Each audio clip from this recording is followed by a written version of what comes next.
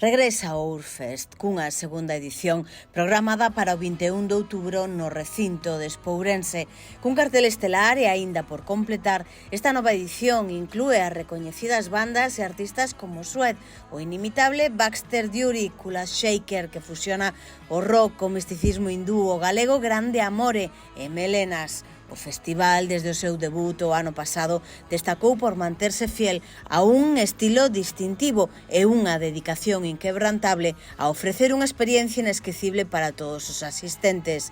A primeira edición foi un rotundo éxito que atraeu a máis de 4.000 persoas a Ourense.